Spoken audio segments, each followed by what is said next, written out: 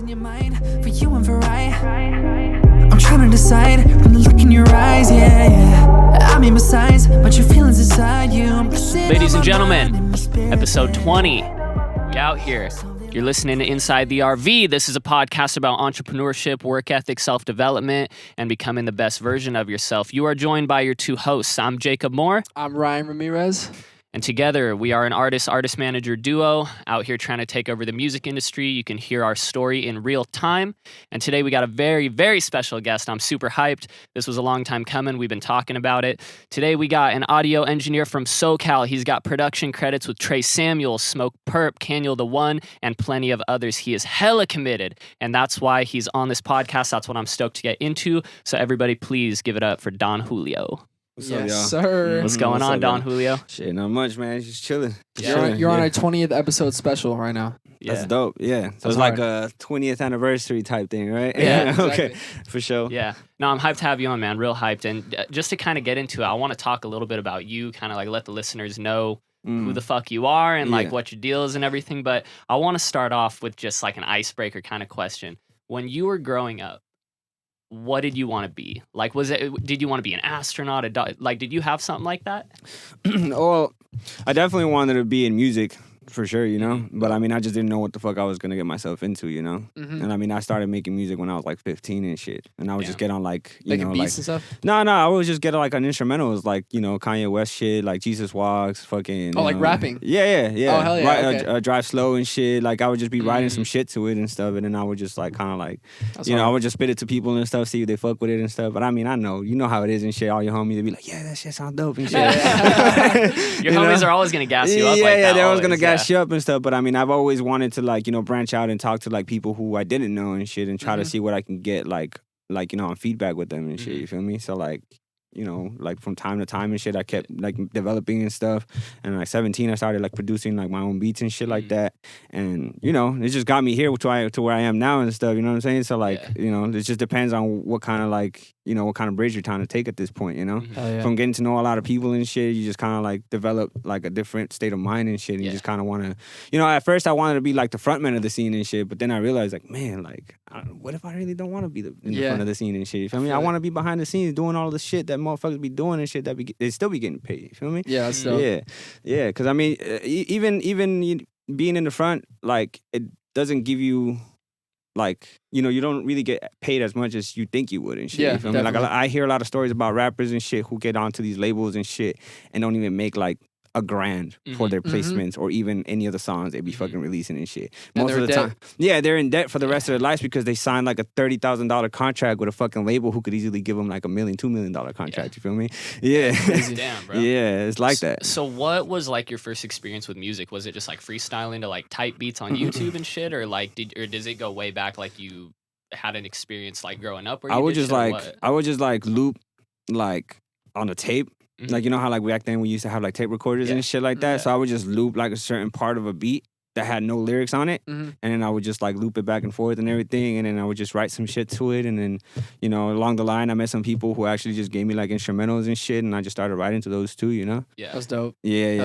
And then like I realized how easy it was to make beats. And I was like, fuck it, I'm just going to take over myself and shit. And I just started writing to my own shit, you know? Yeah. I remember the first time I actually made like a whole ass fucking tape at my friend's house and shit. Like with a microphone like this, pretty much. No pop filter, nothing like that. The whole fucking day, bro, just recording and shit off of my own beats and shit. I think it was like 30 tracks in total and shit. I can't remember, but I think my boy can vouch for me when I tell this story and shit. Because I mean, we was there for like. You were stacking vocals? 30 tracks? Nah. I was out here doing harmonies and shit. Crazy shit. Nah. Hell nah. Nah, I was just going off of just one track and everything. And if I feel like something like, you know, didn't fit and shit, I would just kind of like go off of that one and shit and just go back into the next one and everything that. Yeah. So how did that turn into you becoming an audio engineer? And that's the title that you hold today, right? Like when you introduce, you're like, hey, Don Julio, I'm an audio engineer. Yeah. Right? So how did that go? How did you go from that, just like doing one tracks and fucking around with your friends like that, to now you're like an audio engineer who's well connected, doing like phenomenal music, you're working with great fucking people, like you're in the scene. Like, how'd you get to that?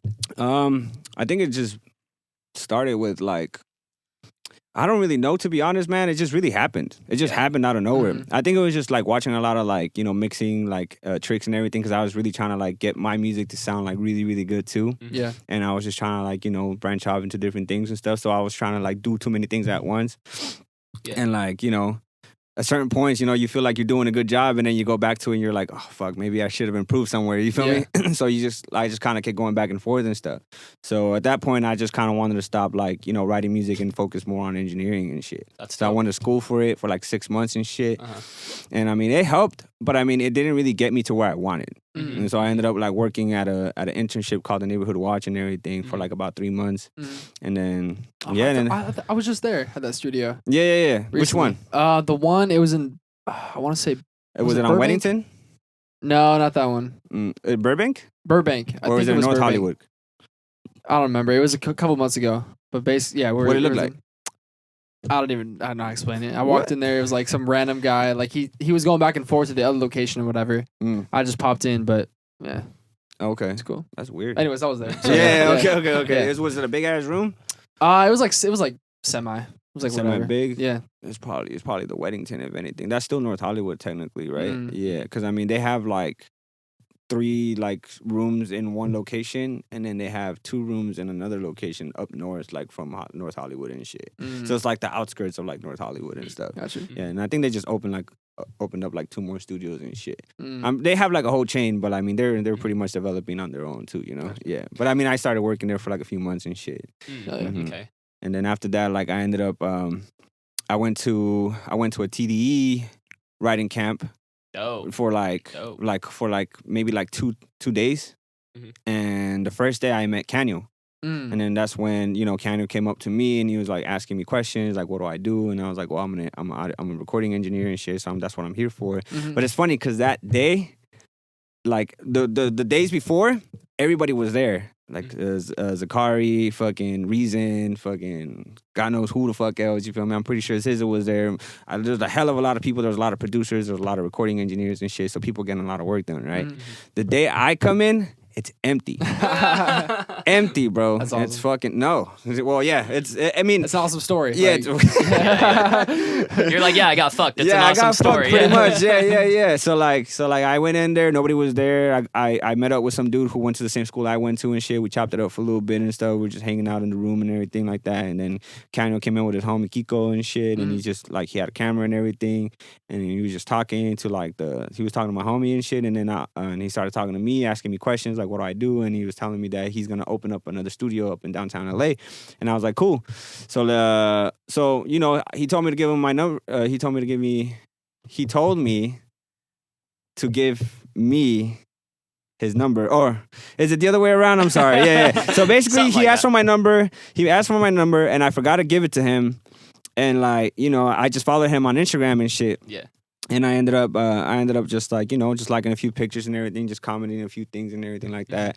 And then, you know, all of a sudden I just see something on the story and shit. He's doing something and shit, you feel me? So I just put like a little emoji and shit on it and stuff. And then that same moment he tells me like, yo, let me get your number and shit, let's link up. And I was like, all right, cool. Slid in the DMs. Yeah, pretty much. And it worked. Yeah. It just worked out. So I ended up. And that was with Canyo? Yeah, that was with Canyo. Okay, Yeah. When was this?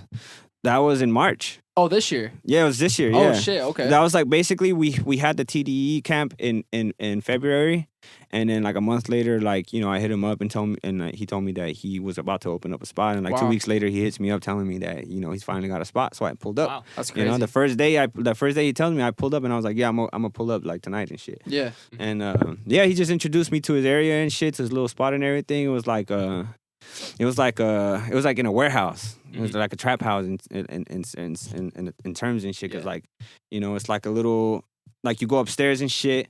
And then upstairs they have like a warehouse, like, you know, full of weed and shit on one side. And then on the other side there's like a little space, and it's like covered by wood and shit. Yeah. And like, you know, they put clouds in the room and shit, and then like they had neon lights and everything like that too, UVs and everything like that. And they were barely setting up the booth and everything like that too. And then yeah, we just like started linking up. He told me that he was gonna have like people come over for sessions and everything like that. And I was like, cool, let's do it. You feel me? Like, I'm ready and shit. So like the first few days I was just hanging out with them most of the time. So this is before the spot you're at now. Yeah. Okay. This is like way before the spot that I'm in Oh, right now okay. and shit. Yeah. Gotcha. But I mean, it's funny because like all of this shit happened in the span of 11 months. You feel me? That's Like, crazy. Yeah. Yeah, because we met you through Khalil. Yeah. Khalil's our homie, and then that's crazy. Yeah. It's I'm realizing more and more like it's such a small industry. It is. Like it's weird. But there's a lot of people working, you know? Yeah, but it's all like small in a way. Like I don't know how to explain Everybody's it. connected with each other. I feel Yeah. like this guy knows this guy. Like, oh, what a small world. It's, Yeah, because they're all from the same camp. If you think about Oh. it, so like if you know somebody from Billie Eilish's camp and shit, like you're gonna know people from that camp, and then people from that camp are gonna recognize you because you've been hanging around the people who've been in that camp for some time and shit. Same thing if you're hanging out with like a Chris Brown, like someone who knows Chris Brown and shit, you're gonna be in that same camp. But I mean, it just depends on how many people you know in certain camps and everything, because they all have like different like people who they know and stuff. But it is hella small when you think about it. You feel me? Because there's a lot of people working in this industry, but it's so small that you can actually bump into the same people that you've seen work and shit in the same in the same spot and shit. You feel me? Yeah. Well, it's a small industry, quote unquote, right?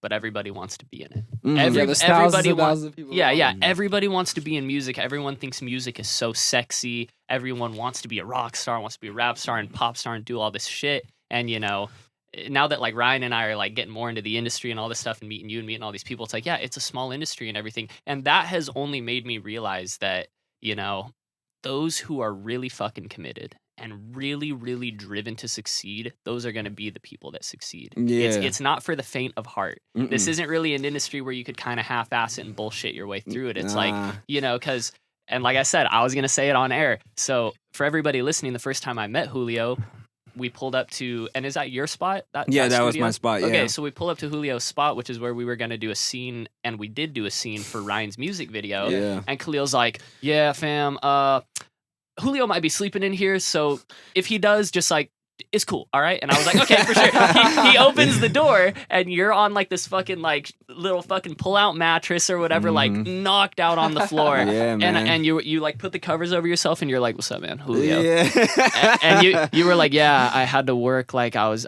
engineering and doing shit till like 3 a.m. and then I had to mob over here, whatever. And the first thing I thought of was, this guy is so committed. Yeah. This guy is sleeping on the floor of and the studio is not huge. No, it's a small space. Yeah, it's a really small space, and I was like, this guy has a level of commitment that I want to get to, you know. Yeah. So let's talk about that for a second. So in that 11 months of you like having this crazy transition and starting to work with people and doing all these things, do you notice a commonality like with Kaniel and all these other heads that you're working with? Like they're really committed? Oh yeah. Yeah. I mean, that's the reason why I hang out with them too. Yeah. You know, Yeah. because I mean, they've been in there longer than I have, so they kind of just teach me the ropes and shit like that. You know, if it wasn't for somebody like Canyon, I wouldn't have the connections I have today, and for that I'm very grateful. You feel me? Yeah. So like, you know, working with him has been, like, you know, an honor and shit, and I just like, you know, being side by side with him and shit, and especially working with somebody like Trey and shit, who's like very, very fast at, you know, recording and shit. Yeah. You know, so it basically helps us, you know, develop a skill set to like be more faster and like, you know, be more intertwined together and shit. Because I mean, if Canyon got a beat, and Trey just want to like write to it already, like he gonna send me the beat and I'm just gonna import it into Pro Tools and shit, and I just like, you know, I just do it like in less than like 5 minutes and shit. It's crazy because they how, want like, that workflow. You feel me? It's crazy how like when you're like even just being in the same room with people who are on like a different caliber, like it brings something else out of you, or like it like switches something out of you. Like even like the one time I went to the studio and like Kaniel and Trey were there and they were working on some shit.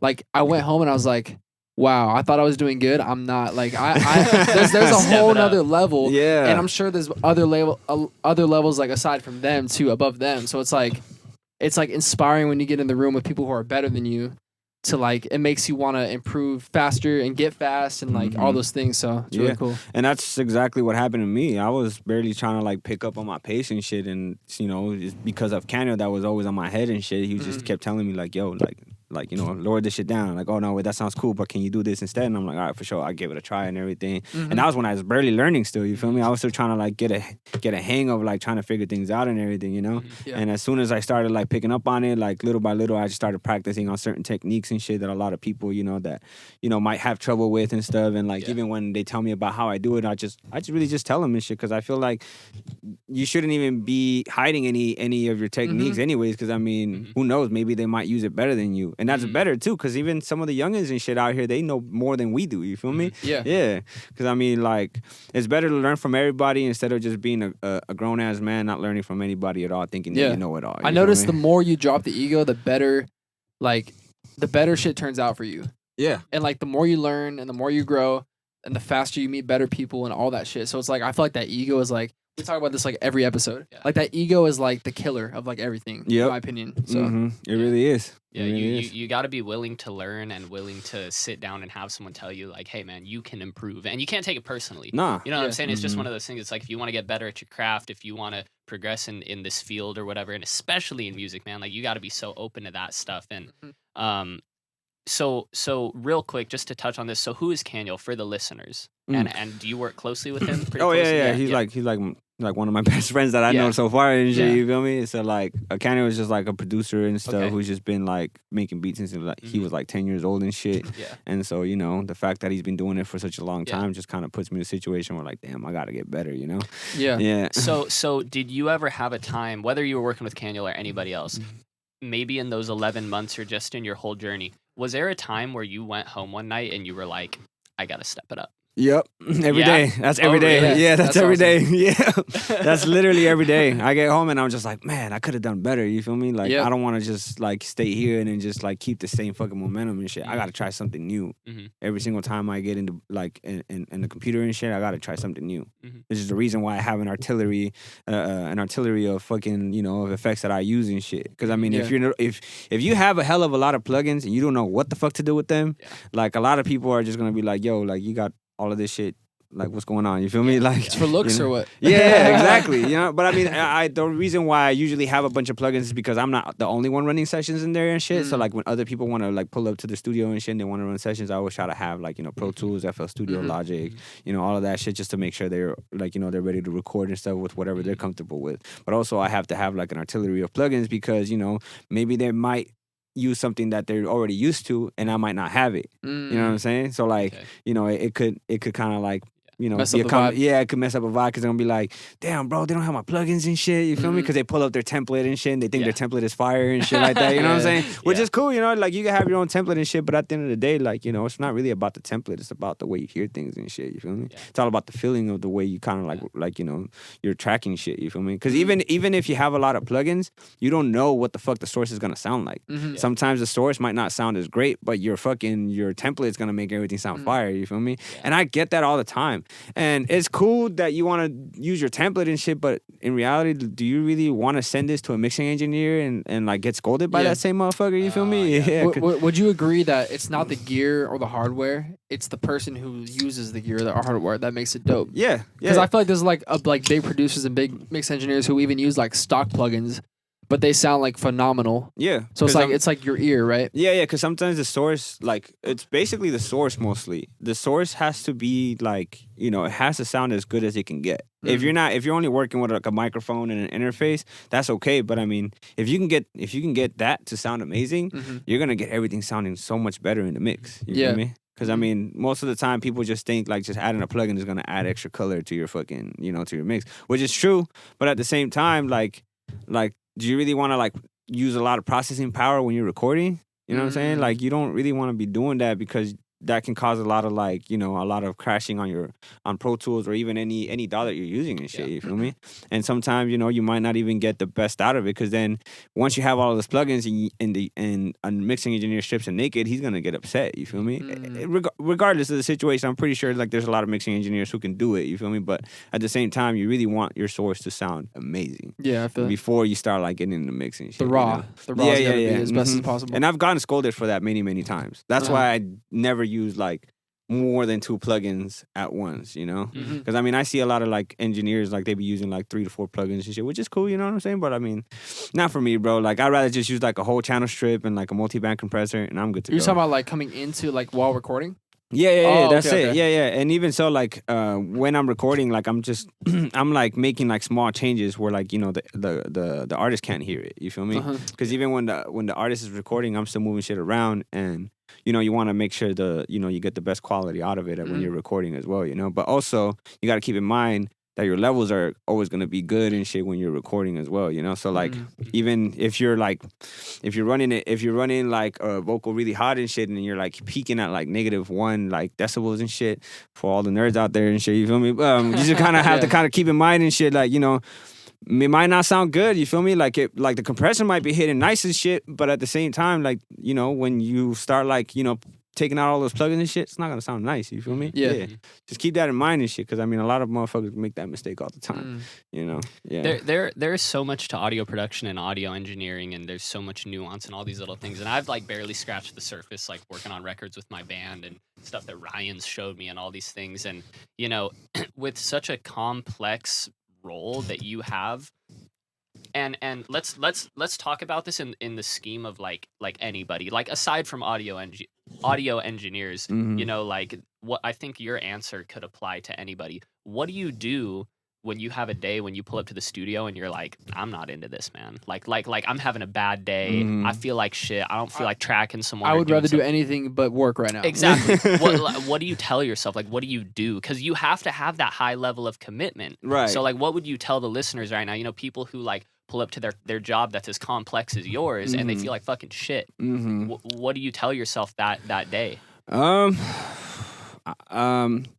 I can't really say for sure, man, but when I get to the studio, I just get like a bunch of energy. You feel me? Sometimes I just be like, I'll be on my phone and shit, just answering texts and everything like that. But like as soon as I'm off my phone and shit, like I just get up and I touch my computer and shit, and I just start, you know, doing my shit. You feel me? So what's the environment for you then? Yeah. Like, okay. It's mostly the environment for me. Like if the environment is like, you know, is work and shit. Like I mean, I've done it for, you know, when I was working and shit, like a regular ass job and shit. You know, like the first thing you do is like, you don't, obviously nobody wants to go to work, right? Because I mean, it's a pain in the ass. You got to deal with your fucking boss. You got to deal with your coworkers, and sometimes your coworkers might not be the best people to work with and shit. And you your know? coworkers trying to flirt with you, and it's like, like I'm trying to work. Like, yo, leave me the fuck alone, bro.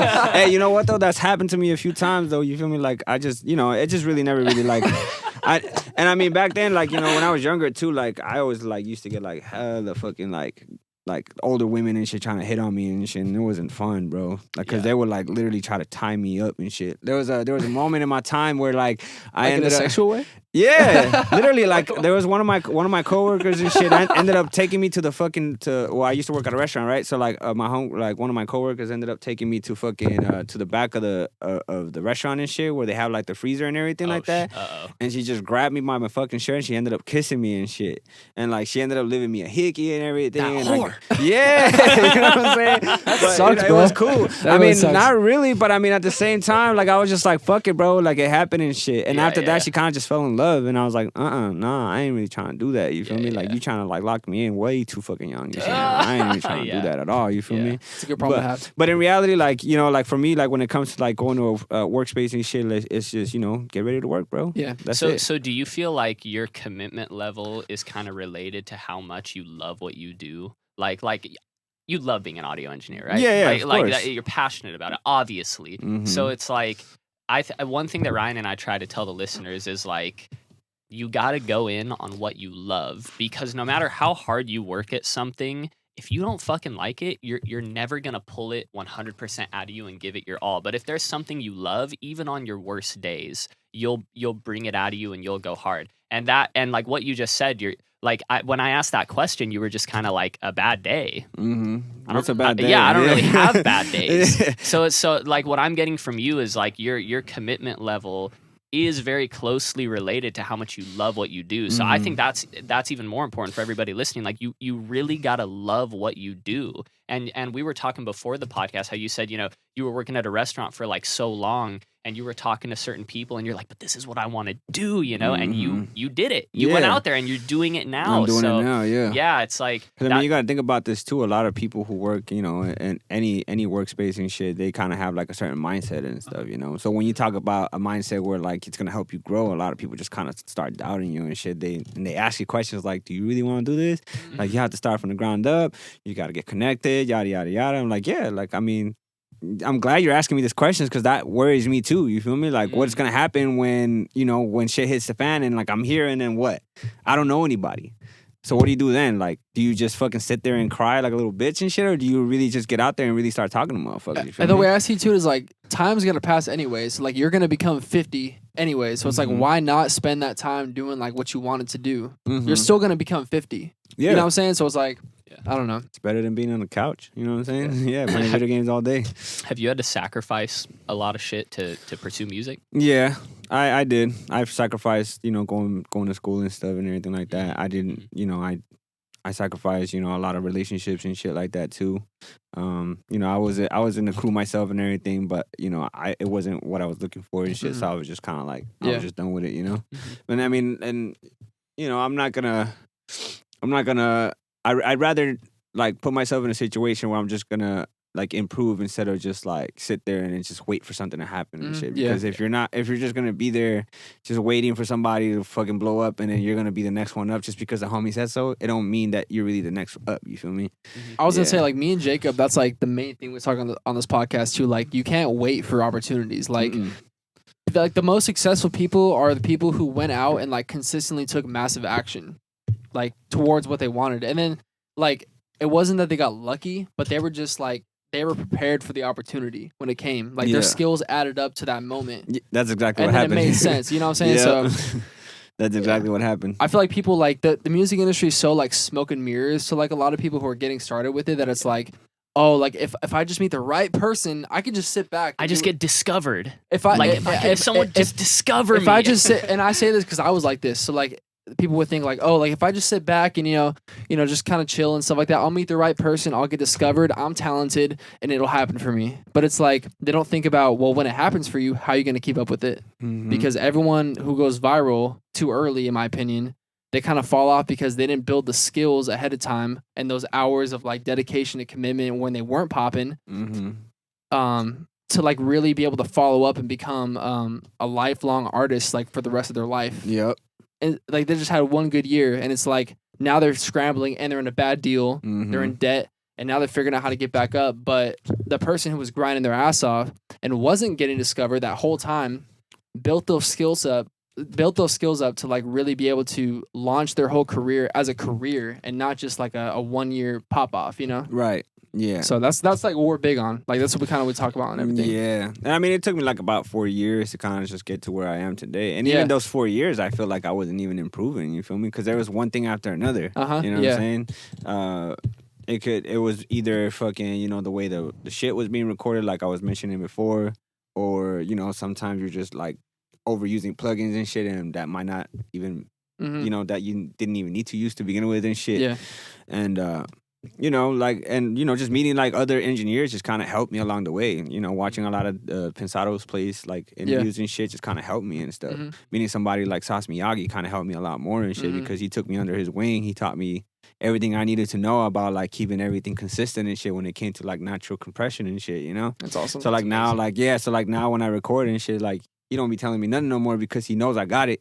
So he just kind of just tells me like, just keep it going and shit. You feel me? Yeah. And even like being away for like 4 days, it kind of just puts me in a position where like, fuck, like I kind of want to go back, you know? Definitely. You can't take too long a vacation. Yeah, because you miss out on a lot. You feel me? Like you can still miss on a lot of opportunities, a lot of people working and stuff. Like the last 4 days I was gone, like, you know, everybody was working at the fucking studio and shit, and I'm over here just fucking chilling and shit, and I'm thinking like, damn, I wonder what they're doing. You feel me? Like, because they could either be working on demos that could either like be the next hit, you know what I'm saying, or they can be working on a beat that could, you know, that can get placed with somebody like Sway Lee or like fucking, you know, whatever. You feel me? It's at some point, like, you know, when you miss those days, you kind of like feel like you're left out. But I mean, at the same time, you kind of just have to like put yourself in a situation where like, plus, okay, we need this. Plus, I feel like if you love it, like you're itching to get back into it. Like aside from like the guilt and like someone's doing better than me, like you're just itching to get back into it because you love it too. So I feel like that goes off of what you're saying. Like you got to do what you love, because I always tell Jacob too. I'm like, dude, if I wanted to give up, I would have to force myself, because the times in my life where I was like, I'm giving up on music, 3 days later I'm making another record because I just couldn't not do it. So it's like that's how you know you're doing something you love to do, you know? That's a drive right there, you feel me? Yeah. That's a drive telling you, no, bitch, get the fuck up. Yeah. You got shit to do, you feel me? Yeah, man. That's crazy. Well, so Kaniel, Miyagi, this core group of dudes that you work with they're heavy hitters. Like these guys are going hard, and so are you. You know, you guys are all going hard. What is like a common trait that you see? like in Miyagi and in Kaniel and in the rest of the dudes you work with, like they're all committed, they all work hard. Like, what's something you see in all them where you're like, fuck, dude, this is a trait that is making these guys like next level? What's giving them that it factor? Yeah, what makes them? Yeah, It's just like their personality in general, man. Because Uh-huh. I mean, sometimes the personality just kind of puts you in a certain vibe and shit. You feel me? Mm. Because I mean, if like you as an engineer, or even as a producer, you know, like when you're producing music and shit, like some people just want to hear a certain beat, so that puts them in a certain mood. You feel me? Mm. So when you walk in a room and shit, you expect to like at least give them something that's good and shit. And I think that's what Cannon brings to the table. So every beat that he makes is always gonna be a banger. So that's one of his best traits is that since he never stopped making beats and shit. Mhm. He just kind of kept it going, and he just kind of like got in there and just said, "Fuck it, I'm just gonna keep making beats and shit." You feel me? And like it got him to the point where he just like you were saying, he kept it like basically our best trait is the consistency that we have. You feel me? Like the commitment, like like the whole theme of the whole podcast and everything. It's just the commitment of being able to actually get to where you are today. You know what I'm saying? And so like like Miyagi was telling me about how he was spending like 16, 18 hours in the studio with Berg and shit. Damn. Mixing, recording, production, all of that. Like, that kind of tells you like, damn, these dudes have put in a lot more hours than I did. What can I do to put myself in that same situation, Because I mean, I don't want to like just be in my studio and shit, just chilling, just waiting on somebody to call me and be like, yo, I want to do a session. Yeah. And the next thing you know, homeboys never show up. You feel me? Yeah. And that's happened to me before. But I'm not going to sit there and then just fucking wait on somebody to tell me like, yo, like I'm going to cancel. No, I'm going to get on my computer and I'm going to start mixing some shit, or at least trying to come up with a beat and shit that I might be able to play somewhere and shit. You feel me? And that's what I like about Miyagi and shit.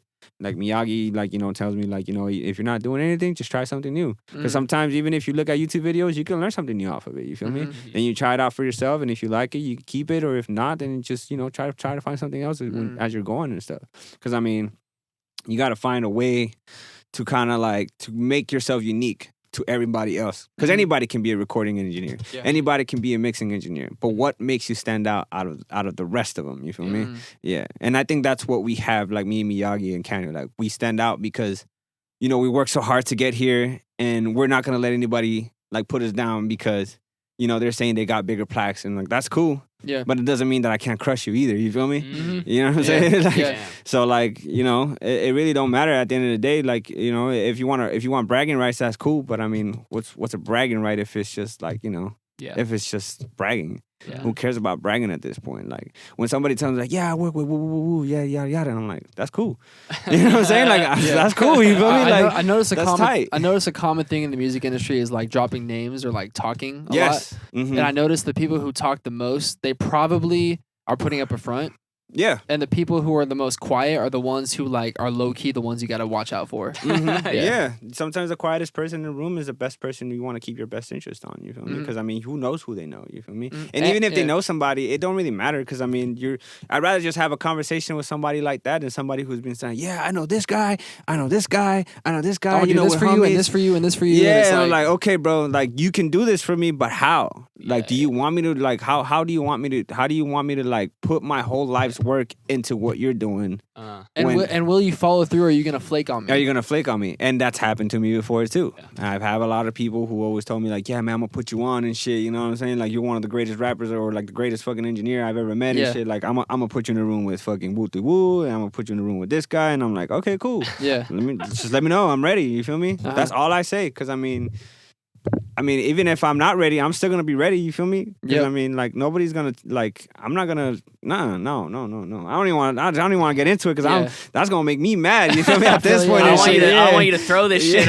I'm gonna throw this shit out the fucking window and shit, man. Let's get Truly out of here. Yeah, man. If anything, throw the Truly. I'll try the Truly first instead. You feel me? But yeah, that's pretty much it. Like I really like names is cool and shit, but like but it's really just about your vibe and shit. You feel me? Like I don't really want to like And I don't really care for do you names feel at like this you can point. pick up pretty like quickly, like someone's vibe? Like you can pick up like what they're about, like Yeah. pretty quickly now. If you stay observant, you will be able to. Yeah. You Mhm. know who's really about it, or you know who is like talking a lot, or who's kind of like toxic in a way. Mhm. You can kind of feel it out. Yeah, because I mean, between like staying in the room with like hella people and shit every single day and stuff, you know what I'm saying? Like it just kind of puts you in a situation where like you as an engineer, you have to control the vibe. You feel me? Yeah. If you're not controlling the vibe and everything's getting out of hand, you got to find a way to execute and keep that vibe together and shit. Because there's been situations where like motherfuckers always start a fight, or they be drinking too much and they be getting wild, or they're being too extra and shit. So you got to find a way to be like, yo, all right,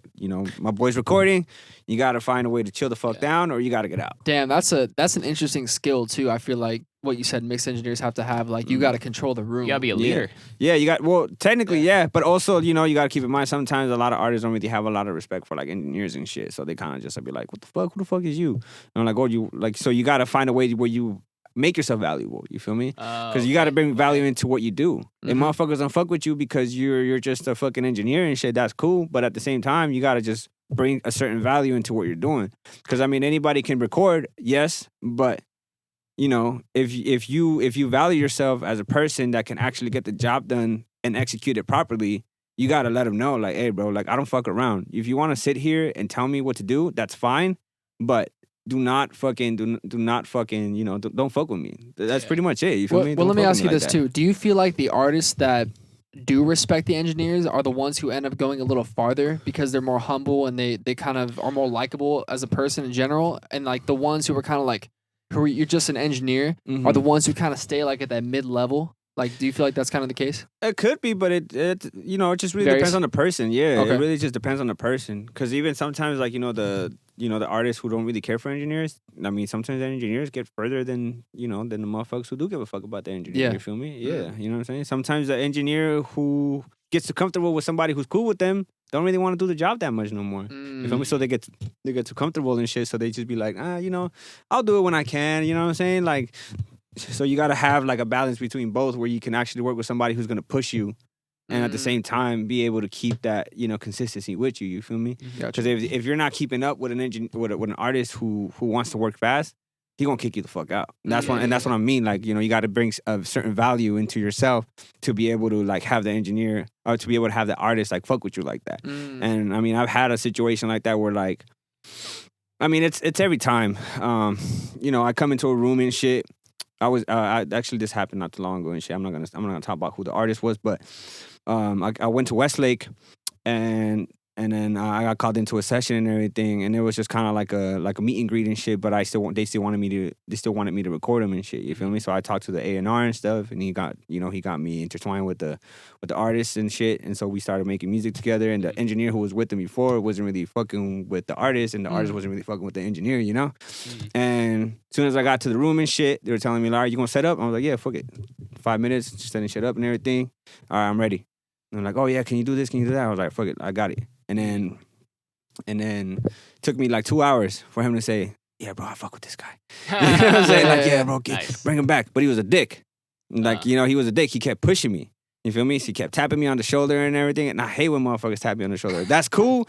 But just, hey, yo, can you just speak to me through the microphone and shit? So, like, he would keep tapping me. He would just fucking shake me. And, like, it would make me nervous. You feel me? Yeah, pretty much like that. So, I just came to a point where I was like, nah, man, I don't really want to work with people like that. But at the same time, it kind of helped me learn. You feel me? It helped me learn to kind of, like, stay more, stay on top of your shit. Because sometimes, if you're an engineer, you're not always going to be on top of your shit. And especially if people be passing around the blunt, that turns it basically like your focus is, out of balance at this point. You feel me? Yeah. So you just kind of like, you're like, fuck, like, am I doing this shit right at this point? So kind of like when you smoke weed, you kind of like overthinking shit. I be like that too. But when it comes to recording now, like, even if I smoke and shit, I'm still good. But it kind of slows me down, and I notice. And, like, when I hear shit, I don't hear it the way I want to hear it. Because, I mean, everybody's talking in the room. Everybody's vibing out. And that's cool. So, like, I just put my earphones on and stuff and try to hear everything out and everything the way it's supposed to. So, I mean, it just really depends on, like, how you really how you really, like instruct yourself as an engineer depending on what you're doing and stuff, So, as an engineer, what kind of stands out to you? like that an artist does? Have you ever been in the studio and you're like, that stood out to me, like that what this artist just did made this a great experience? What can artists do to kind of like stand out and be like good and contribute to the overall, like, yo, we're all trying to win here, from your perspective? Yeah, just be yourself, really. Because I mean, a lot of artists who I work with, they just be them, like they're just themselves. Yeah. You know, there are a lot of hard motherfuckers I be working with, but I mean, they are who they are. You feel me? They've been in the trap for so long that they're already used to who they are and shit. So when they talk to you aggressively, it don't really mean that they're being aggressive. They're just trying to, like, that's just the way they are. Yeah. You know what I'm saying? They're just cool as fuck. Like one of the, like, if I were to work with one of the like artists that I've been trying to work with, it would be Griselda. I want to work with somebody like Griselda, because them hard motherfuckers, you feel me? And I respect motherfuckers like that. And they know how to work, you feel me? And they've been doing their work for like hella long. And they've been rapping for hella long too. So that kind of tells you like, damn, if these fools are OGs and still making it in the industry and shit, I want to work with motherfuckers that'll be like that. You feel me? And see, that's another thing, like what we were saying earlier, where like you can't take shit up the ass. Like if so, you know, like if they walk in there or whatever, like you got to understand, like, number one, hopefully, like, this person just being themselves. And at the same time, like, if someone says something to you, you can't just be like, what? Like, you can't get offended. You know what I'm saying? Especially in music. It's just one of those things where, like, you kind of got to be more open-minded and look at it like, yo, this person, that's who they are. And maybe they gave me a piece of constructive criticism or whatever it is. But ideally, you're so committed to your craft that, like, even if someone does talk some shit or whatever it is, you can take that and be like, you know what? I just got to get better. Like, now I've learned. Now I've learned when I'm working with this artist, I got to do this and do that. So I think that's like pretty important. You know? It is important. Yeah. Because I mean, even if a person says that you're slow,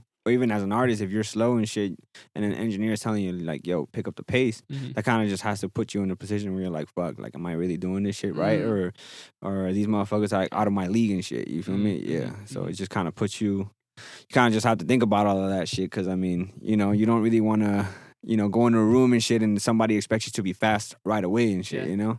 And I mean, it goes from both sides, even a producer's point of view, you feel me? Sometimes a producer might not be as fast as the engineer, or like even the artist might not be fast as the producer, but it's just all about execution, you know? That's why I like working with somebody like Kanye and Trey, because they know how to execute the job. You know what I'm saying? So like I said, if Kanye's playing the beat, Trey's gonna do something to it. He's gonna lay his little melodies and shit, and then my job is to kind of just make everything sound good as it goes.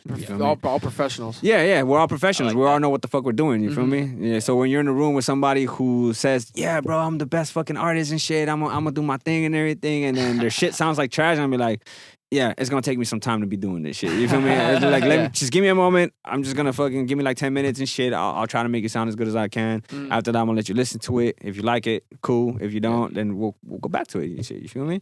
Because there's some people who feel like they put in the energy, but when they hear it back, they're like, I don't know, man. Yeah, they're just, So like, you know, somebody like Trey and shit, he don't like, when he's in there, you feel me? Like he's in that mood, you feel me? So he lays down those melodies and it already sounds fire. You feel me? And then once he has that structure, he already knows what to lay in there in the lyrics and shit. And then once he has those lyrics, he lays it in there, same feeling. Because he's in that mood, you feel me? Gotcha. Sometimes we may not finish songs and everything, but I mean, you know, we still have those because we can still easily sell those. Rough ideas. Yeah, they're rough ideas, you know, because I mean, it's not all about, you know, sometimes we don't have to finish something, you feel me? Sometimes something finished might not sound as great. And sometimes, like, you know, most people don't even want to, like, might not even want to buy a demo like that, you feel me? Gotcha. Yeah, so it really just depends, you feel me? It really just depends on what kind of mood you're in and shit, who you're working with and stuff. And it just depends on how many records you can, like, cut out, like, at the end of the day and stuff, you know? Yeah. So to kind of like wrap things around and get to this point of like commitment and everything, you know, like, because we have listeners who are like moms and dads and like people working in different industries, and we got like artists on here and stuff, you know, just like, you know, how far can commitment take a person, and why should people be committed? Like, let's say that, like, even for the person listening that like hates their job right now, like why should that? Because I mean, even when you were working at that restaurant, I'm sure you hated it, but knowing you with your personality, you were like, you know what, bro, I just got to be committed, stick this out. I'm gonna make my transition. Like, why should these people continue to stay committed and fucking keep killing it? Why not? You know, why not?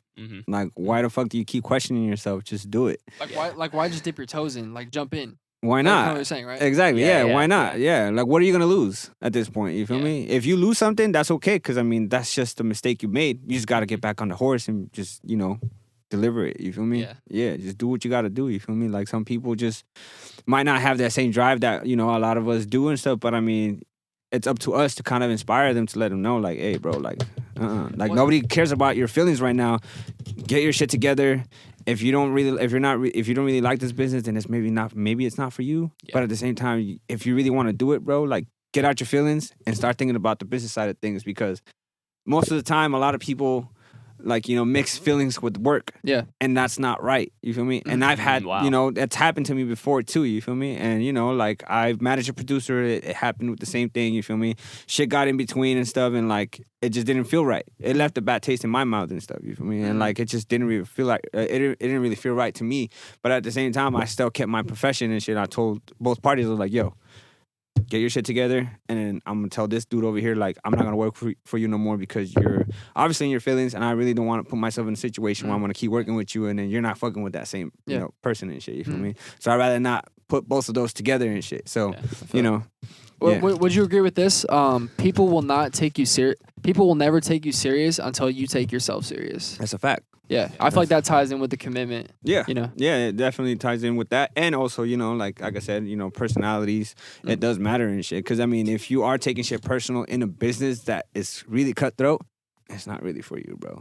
You need to get out your feelings completely. And it took me some time to get out my feelings too. But I finally, I finally fucking broke out of that situation. And I was like, fuck it. At this point, I need to make this bread. You feel me? Yeah. And even with making bread, like you can still make bread, but at the same time, you can still love what you do. You feel me? Like, but it doesn't mean that you gotta attach your feelings with it. You feel me? Yeah. And I feel like a lot of people have a lot of trouble with that for sure. And I feel like that's an interesting thing in this industry because it's like music, you gotta put your feelings into like the art side of it, but then you that's a skill in itself, right? Like to separate putting your feelings into the music, but then selling it as a business. As a business, so exactly. It's like, Yeah, you gotta, like I said, sometimes maybe as an artist it's different and shit. Because I mean, as an engineer, is like feelings are not even involved into what we do and shit. You feel me? It's just like either you're in it or you're not. You feel me? But as an artist, I can agree with that. You feel me? Because sometimes an artist puts a lot of feeling into his music and shit, and when he's trying to sell it, maybe people might not fuck with it, and that's why he kind of takes shit personal. But at the same time, like now you got to think about how you can sell your music without taking shit like too critical towards yourself and stuff. Because sometimes when people come back to you and be like, nah, I didn't really fuck with this like that. You feel me? Yeah. Some people do take it fucking seriously and shit. And so they kind of like, they go back to a little bubble and stuff and think that maybe it's not for them and shit. But now, you got to find a way to branch out and like get yourself out of that situation and just keep pushing it. You feel me? Like you can still make music that has feeling into it, but you don't have to take shit personal. You just have to stop giving a fuck. Because if you give a fuck, like people are gonna fuck with you all the time. Yeah. You feel me? Yep. Yeah. The more people fuck with you, like the harder it is gonna be for you. You're just gonna stress yourself out, and like you're just never gonna take criticism the right way, and people are just gonna make fun of you for that. You feel me? dope. And it's happened to a lot of artists, and I hate to see that. One thing I wanted to ask you was, it seems like your life pretty much revolves around music. Your whole life. Yeah. What's something non-music related that you do? Like, do you skate? Do you do anything, or is it all music? I mean, I sometimes play video games and shit, but that's about it. Yeah. Like, I play FIFA all day. That's it. All day. Yeah, I just get on career mode and shit and just play manager mode, and I just fucking like grab like players who are like non like top tier players and shit. Or I'll just start with like a shitty ass team and I just build them up to be the greatest team and shit in the league and stuff. Yeah, that's all I do. Yeah. But that's it. Because I mean, I like managing shit. You feel me? Like that's why I like managing a studio and shit, managing producers like in general and stuff. Because I mean, I want to take care of people and shit at the end of the day, you know? Yeah. So I mean, other than that, before that, like I was managing my own like business and shit, which was like vending machines and shit. Oh, that's so I cool. had like 20 locations. Wow. In like different cities and shit. I gotta talk to you about that because I saw a TikTok and it was like buy a vending machine and go put it somewhere, and I was like, maybe I'll do that. Yeah, it's easy. Yeah, you can depending where you put it at too. Because sometimes certain locations might not give you the income that you're looking for and shit. So like I used to know he's an owner of a bunch of studios and shit, and he has like studios in like San Pedro, Yeah. like Riverside, Ontario, and like we put like at least like 5 machines in some of his studios, and I Wow. was like, fuck that, like what if we can try something else? You feel me? Yeah. So I started putting like vending machines in like warehouses and everything like that didn't have vending machines. And it just took a lot of time. But also it's because I was also like working in a restaurant and shit at the time too, and it really didn't help. Yeah. So as soon as I started like taking music seriously, I sold all of my locations. Wow. Is that vending machine at the studio, that's yours too? No. Oh, okay. Yeah, but I bought some Skittles from you, bro. yeah. So yeah, I ended up like selling them all. I think I pretty much made like a lot more than what I actually spent on, because I knew this dude who had like a bunch of vending machines in his garage and was trying to get rid of them. And my goal was to get rid of them for him. Nice. And I ended up fucking buying like 20 machines from him. Damn. Yeah. It's crazy. Yeah. So like I ended up spending like roughly around like $8,000 in total for the machines, and like who knows how much I spent on on snacks. Probably like less than that, like probably like around 4 bands. So in reality, I made like maybe like 10, 15 bands more than what I actually spent on. Yeah. Crazy. Yeah. So I try to like keep myself like at least occupied with certain things, because I'm very fidgety. Like I can't stand still. If I stand still, I'm fucking bored. Okay, You know what I'm saying? So like if I'm just sitting here and like, if I don't have something in my hands, I'm just like, fuck, like I gotta touch something, you feel me? Yeah. And I think people just kind of like they get awkward about that, and they're like, "Why are you touching that?" I'm like, "Why the fuck not? Leave me alone, dude." Yeah, man. So I mean, it was cool to be doing that for a good minute and shit, but like, it was really taking a lot of time because I would have to go to different locations, different cities and shit. Sometimes you sit in traffic, and like traffic was like kind of a bitch, Yeah. So in gas mileage is like that takes like a big toll on you too, Yeah. So I was just trying to do things like underground and shit for the meantime and everything. Do you encourage artists to like work with engineers and work with a team like that, or like, because we were talking about before this, like Ryan, given our situation and everything now, like Ryan records everything and engineers his own shit, right? Yeah. Like, so for upcoming artists listening right now, do you encourage them, like, hey, if you're able to, go work with an engineer, like go to a studio, like, is that something you would say? I can encourage it, because I mean, you don't want all that workload, and I was just talking to you about that earlier and shit. You don't want all that workload on you and shit, because that takes away from from your music and shit. Yeah. Because sometimes all that technicality just gets in the way of your emotions and shit. You know what I'm Like saying? you might spend more hours mixing and mastering than you do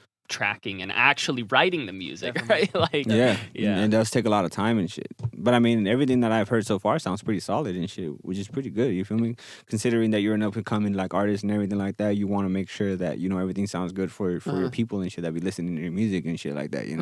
Because I mean, if you got that, then cool, like stick to it right now. But I mean, eventually along the way, you're gonna have to find an engineer who's gonna want to work with you. You feel me? At this point, like if the time comes, we can work together and shit. You feel me? Like, and we can definitely build something out of it and stuff. Because I see your commitment. Like, and Khalil talks about it all the time. Yeah. Like, like Ryan is like one of the hardest working artists I've ever met. Like, he has, he has that commitment. It's just, he gotta find a way to kind of like branch out of that situation where he's just like recording and mixing all of his shit all the time. You know? Yeah. So that's definitely ideal, but yeah. It's a hypothetical right now, but once you have the resources, it's gonna be easier for you. I feel completely. it, So like keep doing music and shit, and you're gonna find your way regardless. You feel me? I appreciate it, bro. Of course, bro. Like I always see, I like seeing motherfuckers who work hard and shit. You feel me? And I don't want to like put anybody down, like in a situation where like, damn, I'm working so hard, and then I got this motherfucker telling me I need to do something else. You feel me? Yeah, definitely. Yeah, because I mean. I always have like people coming over to my studio and shit. They be asking me hella questions about like recording, mixing, and all of that shit. So I just try to at least try to help them out. Because I mean, sometimes knowledge is better than just actually buying it. You feel me? I was asking you a bunch of questions last time too. Yeah. Because it's easier, bro. Like it's easier to just fucking share it with somebody than just actually sell it and stuff. Because everybody be like, how like you go on Instagram and shit and you see these motherfuckers like selling their templates and like their little fucking like their courses and shit. Yeah, they'll be selling the courses. I'm like, what the fuck, bro? Like, why are you doing this to these people, bro? Like, what? Why? Like, it don't make sense to me. Dude, one thing me and Jacob always talk about too is like, why keep secrets and like your secret sauce when like 99% of people won't even use it and like put the work in. What the fuck is secret sauce?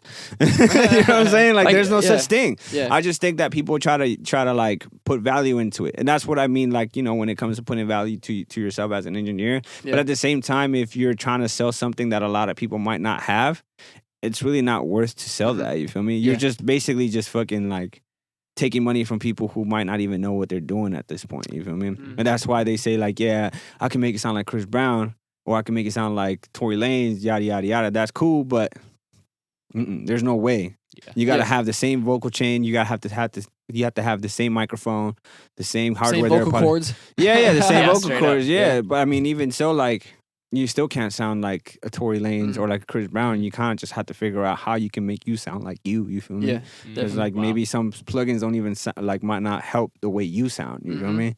And I feel like, you know, when people sell their templates online, I just feel like they're just faking the funk at that point. You know? Yeah, I don't like when people do all of that. So like, you know, when people ask you questions, I'm more than willing to help because I feel like people need it, period. You feel me? Because even when I went to school, I feel like I didn't learn shit, you know? I had to get out in the field and really learn it for myself. And because I got it out in the field, it taught me a lot more about, you know, being more intuitive of what I do when I'm recording and shit, rather than just learning from people who don't really give a shit about you. You feel me? Like they just want your money at this point. Like what matters to you more, the money or the relationship that you have with that person? You know what I'm saying? That's a big one right there. Yeah. Wow. Yeah, man. So like I really don't want people to like feel like, you know, you're sitting here in the room with me and then like you got to pay me to learn something that you could easily learn from somebody else. On you feel YouTube. me? Yeah, or on YouTube. Yeah. Because they have tutorials that actually work. It's just sometimes people who look at those tutorials might not understand it at that moment, but when the time comes, you'll learn it. Or they don't want to sit through an hour-long video. Yeah, I'd be sitting through hour-long videos. What Yeah. the fuck? Like, I like that shit because Yeah. I mean, it helps me learn about the shit that I could easily redo. You feel me? That, and I can go back to my mixes and be like, okay, cool, that sounds dope. Hey, you be watching that shit when you're like eating your lunch? I feel like that's what I do. Like every time I eat my lunch, I'm like learning shit. That's like my time to like sit and like chill Just and listen with your headphones on and shit. Yeah. Yeah, that's what I be doing sometimes. I have my Miyagi actually hooked me up with the Mix with the Masters login information and shit. Okay. So I just be like watching videos from Mix with the Masters. And I just be learning a lot of stuff, how like they be mastering their vocals, or like not mastering their vocals, just mastering their songs, or even mixing vocals, or like even like, you know, how they structured the song, you know what I'm saying? Like all of that shit. It works out because even as an engineer, you have to learn how to structure a song. You feel me? Sometimes artists tell you like, yo, freak the beat. I was like, and at first I didn't know what the fuck that meant, but now I know what it means. Like they basically telling you once they lay down the vocals, they want you to kind of like move things around on the beat, because sometimes the structure of the beat might not be the same thing as what they're hearing in their head. You feel me? So you just kind of have to figure out what they're looking for. And when they say, yes, that's it, then I'll just leave it how it is. I might do some little drops like here and there and stuff just to kind of like bring more feeling into the track and shit. But that's pretty much about it. So like when people say freak the beat, just kind of move things around and like try to figure out what the artist is really looking for and shit. Yeah. Got you. You know, man, one thing that we talked about earlier is just like, and we talk about this shit all the time, and it's like we've said it, like work hard, right? Work hard. Everybody hears that all the time. And I still feel like I have so many people in my ear blabbering like, well, why should I work hard? Whatever. You should work hard because people respect that shit, dude. They can feel it. What people respect that shit and they feel it. When I pull up somewhere and I tell someone I do this podcast, I don't get paid. We do it for free. I manage this guy. We don't really make jack shit. Whatever. I'm trying to build this thing, whatever. When you pull up to someone and you're like, yeah, I'm not the biggest engineer, but I will be. I work hard. I sleep in the floor of the studio, whatever. People respect that shit, bro. And people have this skewed worldview where they think like that people who are above them don't want to help them. When the reality is like 99% of people, if they see you working hard as fuck and you're in the same field as them, they are going to reach a hand down and be like, you're dope. I remember when I was in your shoes. Let me help you up. But I feel like everybody, like there's a big portion of people, and I think social media screws people's minds up where really does. They compare themselves to people and they see rich people on there and they're like, I'll never be rich, oh, whatever. And it's just like, dude, the bottom line is that you get respect for working hard. So earlier we were talking about, it's like, why should people stay committed? Why should people work hard? Because other people who were once where you were, they respect that shit, dude, and they understand that you're trying to come up, and there are people that help you. Just because you haven't gotten that break yet, or that mentor hasn't reached out to you and been like, I'm willing to help you. I see how hard you work. That doesn't mean that it's not going to happen, dude. Like it's going to happen. You're going to run into the right people. I just get so sick of fucking people saying like, why should I work my ass off? Like whatever. Number one, people respect it. Number one, people respect it. Number two, and I've talked about this before on the podcast, work ethic is transferable. If you're sitting at one job and you're saying to yourself, oh, once I get that job in music, I'm going to be working my ass off. No, dude. If you're working at the restaurant and you're doing a fucking half-ass job and you're saying, oh, once I get into music, I'll make it. That half-ass attitude is going to transfer over to music, dude. It's like with you were like, you know what, dude, I'm here. I'm managing this restaurant, whatever. I'm still gonna work my ass off. Why not? Why not? Why exactly, not? And that work ethic transferred. And now in 11 months, you met Kaniel, Miyagi. You're working with these dudes who it's insane, you know. And now, I mean, dude, you got a bright future. Like, dudes are only gonna continue to reach their hand out and help you and stuff. And man, that's just, I get so passionate about that with hard work, bro. Because it's like people will be like, why should I work hard? And it's like, because others will take notice, bro. Other people will fucking help you. Or I think that people have this weird fear, and I know because I used to have this, where it's like, what if I work so hard all these years and nothing happens, and like I stay stagnant, and like, but like I feel like that's so stupid because you're like what you put out is what you're gonna get back. Like you're gonna get results regardless. It may look different than what you saw, but like you're still gonna get results. Like you can't work hard and like put time into things and not get a return. Like maybe you're planting this like little seeds right now, but like that shit's gonna hit later at the right time and shit. Like, you know what I'm saying? So to put it bluntly, you just gotta stop being a bitch. Exactly. That's like the premise of our podcast. That's why we have you on. Thank you. Thank you. Yes. Just stop being a bitch. That's it. I mean, it really ain't nothing to it. It's just, really just, be yourself and like just keep working hard. And if you feel like you're not there yet, then just fucking ask for help. You know what I'm saying? Because, some people might not help you, but that's because they're assholes like that. Yeah. But now you're just going to have to find somebody some who's people willing. are. Yeah. Yeah. So, I mean, people always ask me for help. I don't give a fuck. Like, I'll help you and shit. Because, I mean, the reason why I got on is because Kaniel helped me. Yeah. I had no relationship with him, and he finally he told me like a few weeks ago. He told me like, you're like the only person I've been fucking with like since I met you and shit. Everybody else, awesome. I don't really fuck with them like that because like we've been hanging out every single day since we met. And like even in the span of 11 months, I'm the only person who's actually hung out with them every single day. That's You feel dope. me? Yeah. That's dope. Because, I mean, I'm always there. I'm at the studio. I'm working with Trey and shit, and I'm working with whoever he brings around. You feel me? Plus, I feel like you're like a genuine dude. Yeah. And on top of like your mindset of like working hard, like that's like the ultimate, like, you know what I'm saying? And I just feel like a lot of people misunderstand that. Yeah. Because I'm too blunt, I feel like people hate me for that. And I can honestly, I don't blame him for that. You feel me? I don't want to be liked, and I also don't want to be hated. But I mean, if my honesty kind of hurts people, then I'm sorry. I don't mean it. It's just the way I see things. You feel me? Because I mean, I never grew up with a mom or a dad. I mean, my mom was around, but I mean, she was always stuck in casinos, like fucking, like doing her own thing and shit. She wasn't taking care of us. I was taking care of myself and my brother and shit. You feel me? My dad took off when I was like 4 years old. You feel me? So like at that point, who the fuck do I have? So like I just kind of have to learn on my own at this point. Dude, and I feel like what you just said, like that honesty, like that bluntness is like the key, I feel like. Because, dude, like me, for example, I grew up in a very encouraging house, encouraging friends. Everybody was like, you're talented, like you're really good. And so that got to my ego, right? Coming up like fresh out of high school. And I'm like, I'm going to make it. Like I'm talented.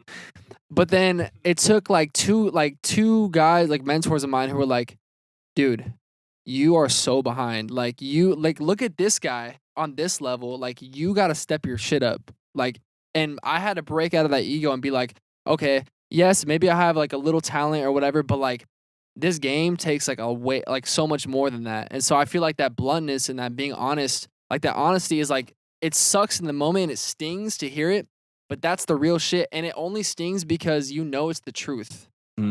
Yeah, think about Kiss, bro. For all the moms and dads out there who actually know who the fuck Kiss is and shit. Yeah. Kiss ended up fucking like their first show, they only had like one person in their fucking crowd, bro. You feel me?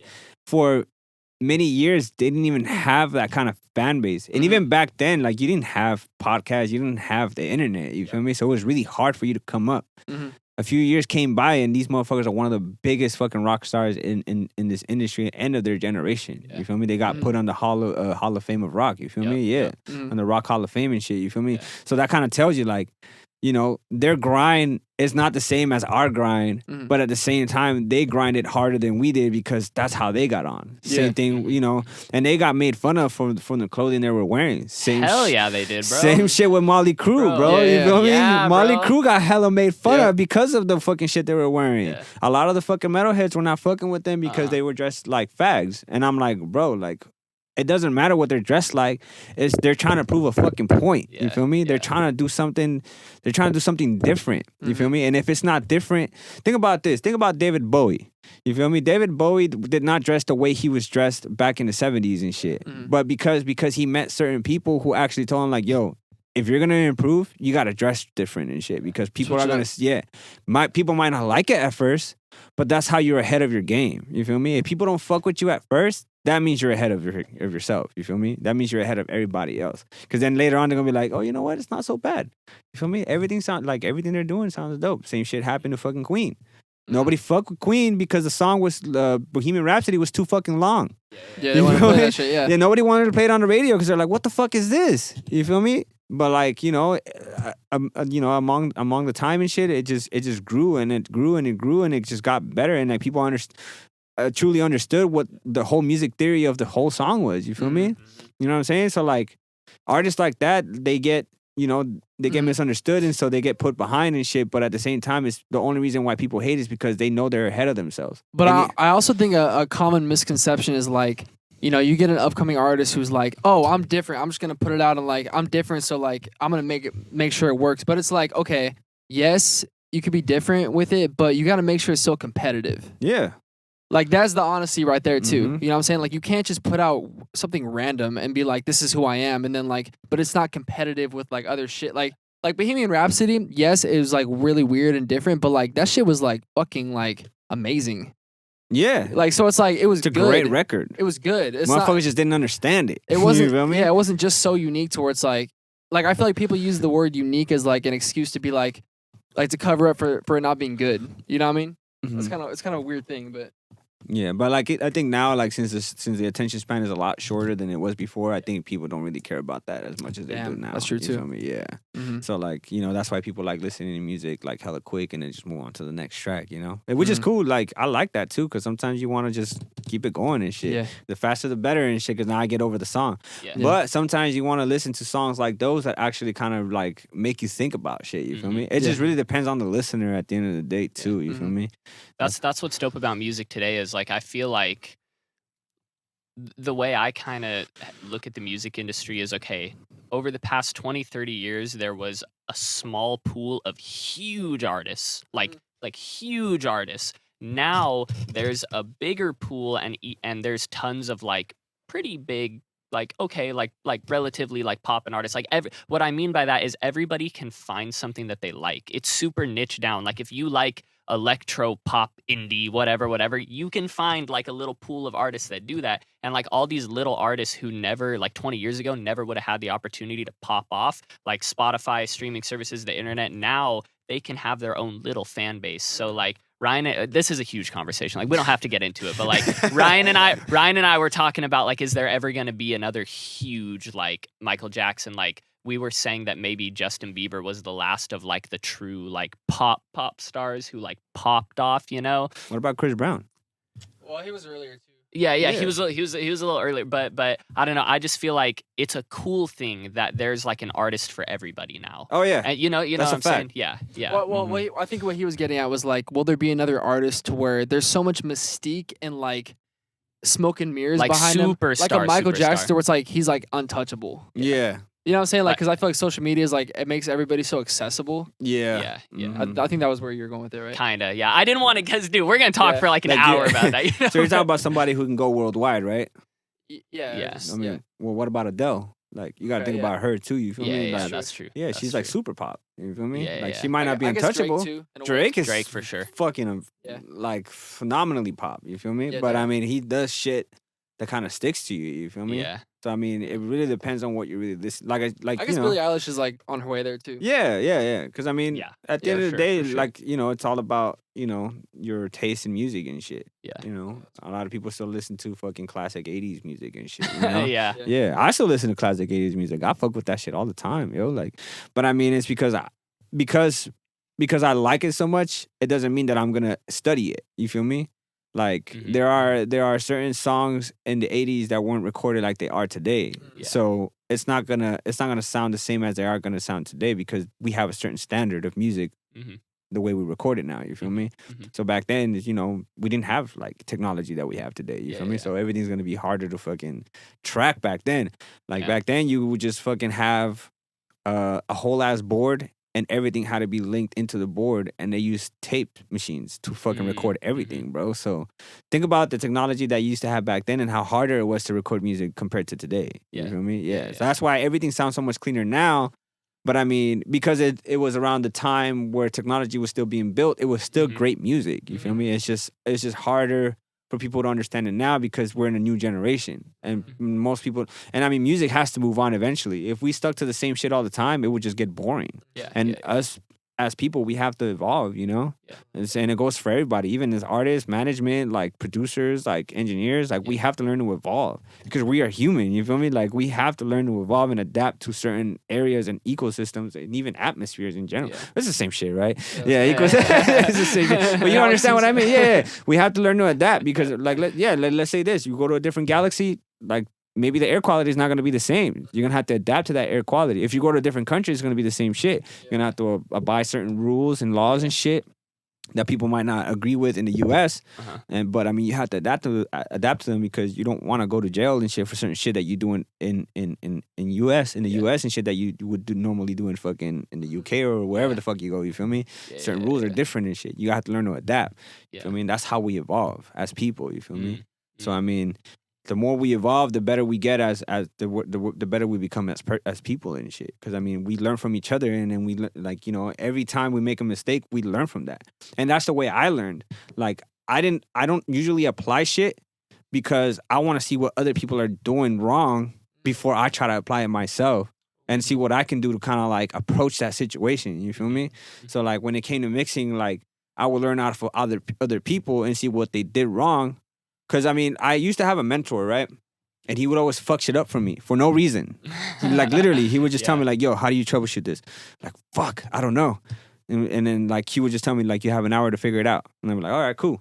So I would just sit there for a fucking hour and a half or so and shit, still trying to figure it out. And he would come and tell me, like, no, bro, like you kind of did it, but not really. You feel me? So, like, the more I fucked up, the more I learned, but also because he fucked everything for me, it helped me realize like shit, I'm gonna run into situations like these no matter where I go. You feel me? Because every studio is different. You feel me? You might be dealing with a whole ass board. Like my studio doesn't have that. Like it just has like a nice little vocal chain and shit. That's it. But I mean, if you go to a studio like Paramount or Westlake, they're gonna have a whole ass board for you, ready to go. So you have to learn how to use it. You have to learn how to patch everything. Of course, you're gonna have assistants, but also you can learn from the assistants too because they know how to use the gear. You feel me? So if once you go in there, you might not even need the assistant at this point because the assistant might just sit there and just be like, all right, for sure, like let me know if you need anything. At that point, you kind of just don't even need the assistant at that point. You feel me? Like you just kind of want to just work for yourself and shit. That's just like. The assistant just gets paid just to sit there and shit, and that's easier for them. You feel me? Yeah, man. But that's the goal. You feel me? Like the goal is to fucking figure everything out for yourself before you try to ask questions and shit. Because if you're not figuring it out, then yes, that's when you ask. Yeah. That's when you tell people like, "Yo, this shit is fucking up. What's going on?" You feel me? That's why I would rather have learned from somebody like that than actually having to learn on my own and like. And fuck things up even worse if I didn't even know. You feel me? Yeah. And Miyagi has taught me all of that shit too. Certain things that I didn't know how to fix and everything. He's taught me how to do it too, just in case I run into situations like that and I'm actually recording like a big artist. Like, let's say I be recording like Sway Lee or Janae Aiko and shit, and like her vocals are sounding hella delayed. I gotta figure that shit out. You feel me? I gotta figure that shit out because now it's up to the engineer. And sometimes you might even sit there for hours trying to figure it out, but that's wasted time and resources. You feel me? That can affect you very much, and people might not hire you after that. Yeah. And it sounds scary, but that's how you learn. Yeah. You feel me? Because I mean, thankfully I haven't got kicked out of a session, But if that time comes, I'm gonna know why. Mhm. Because I know I didn't do a good job. You feel me? But if like when the time comes, I'm not gonna kick my ass over it. Yeah. I'm gonna be disappointed in myself, but at the same time, I'm gonna be like, fuck it, bro. Like, you did what you could. Yeah, You yeah, feel me? yeah. You did what you could. There's really nothing else you could have done about it. Mhm. At that point, you just kind of have to just fucking get back up and be like, all right, well, I'm ready again. You feel me? Yeah. And then now next time, when shit like that happens again, you just gotta fucking find a way to figure it out. If you don't figure it out, then fuck it. Maybe it's not for you. Like I said, you feel me? Yeah. Yeah, that's pretty much Wow, it. man. Yeah. Dude, that's a banger. Yeah. That is a banger. Yeah, you know what I'm and saying? that is like a perfect like top on this, man. And so where can people find you? You on Instagram? You on MySpace? What's Yeah. it do? MySpace, man. Just find me on Instagram. You can find me on Mixed by Don Julio on Instagram and shit. I don't know man. if you guys like tag people on it and stuff like that. You know what I'm saying? Yeah. Okay, for sure. Yeah, just Can the listeners like reach out if they got any questions? of course, or anything? Is that cool? anytime. Like anybody's welcome to ask any questions. I am so open to anybody's fucking opinion and shit. Hell yeah, man. No matter what. You feel me? Yeah. It's always been my thing to kind of like teach people and shit. I mean, I honestly wanted to be a teacher. I mean, see, you asked me that question a little while ago, and I didn't even know what the fuck I was gonna say. But I really wanted to be a teacher. That's why I got into history, because I wanted to be a history teacher. But I mean, because I ran into certain dilemmas and shit, I had to like quit school and shit, and so I ended up becoming what I am today and shit. Yeah. Still a dick, but I mean, I can still get the job done. You feel me? Yeah. Yeah. So yeah, like if I can teach people, I think that as a person, I feel like I can grow like that. You feel me? Because then I would like to pass on my experiences to somebody else. You feel me? Yeah. Well, hell yeah, man. Hey, I appreciate you Yeah. making the far drive out here. You know Come what I'm on, saying? bro. Now It's this not guy's even- like 10 minutes from here. Yeah, like 10 minutes away Yeah. from y'all. But nah, man, we appreciate it. I know the listeners got lots of insight and everything. And yeah, at Mixed by Don Julio, at JACXB Moore, MOORE, at Ryan Ramirez Official. Hit us all up, ask us questions. We appreciate you guys listening. This was episode 20. I'm trying to decide from the look in your